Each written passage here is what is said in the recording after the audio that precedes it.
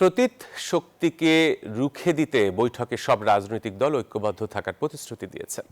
শনিবার রাষ্ট্রীয় অতিথি ভবন যমুনায় প্রধান উপদেষ্টা প্রফেসর মোহাম্মদ ইউনূসের নেতৃত্বে অনুষ্ঠিত এক বৈঠকে এই প্রতিশ্রুতি ব্যক্ত করেন বাংলাদেশ জাতীয়তাবাদী দল বিএনপি, বাংলাদেশ জামায়াতে ইসলাম ও জাতীয় নাগরিক পার্টি এনসিপির নেতারা। বৈঠক শেষে বিএনপির স্থায়ী কমিটির সদস্য সালাউদ্দিন আহমেদ বলেন, এই হামলা শুধু হাদির উপর নয়, প্রকৃতপক্ষে বাংলাদেশের উপর হামলা। আজকের মধ্যে হামলাকারীকে গ্রেফতারের দাবি জানিয়েছে এনসিপির আহ্বায়ক নাহিদ ইসলাম। তিনি অভিযোগ করেন, এই ঘটনার পেছনে ভারতীয় মদদ রয়েছে। শুক্রবার দুপুরে ঢাকা ৮ আসনের সম্ভাব্য প্রার্থী ইনকিলাব মঞ্চের আহ্বায়ক শরীফ ওসমান বিন হাদির উপর গুলির ঘটনায় শনিবার সকালে প্রধান উপদেষ্টার সাথে বৈঠক করে বিএনপি, জামায়াত ইসলামী ও এনসিপি। বৈঠকে অংশ নেয় ওসমান হাদির পরিবারের সদস্যরাও।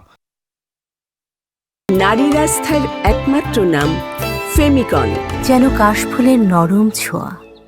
বৈঠক শেষে এনসিপি প্রধান নাহিদ ইসলাম বলেন, এটা কোনো বিচ্ছিন্ন ঘটনা নয়, নির্বাচন বানচালের পতিত শক্তির ষড়যন্ত্রের শুরু এটা। কালকের যে ঘটনা, এটা তো শুধু আসলে একজন ব্যক্তির সাথে বা একজন প্রার্থীর সাথে ঘটে যাওয়া ঘটনা না।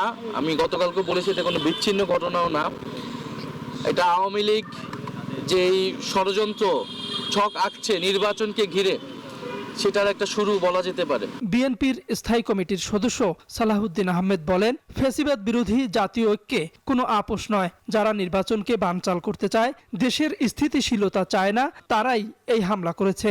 ওসমান হাদির উপরে এই হামলা প্রকৃতপক্ষে বাংলাদেশের উপরে হামলা।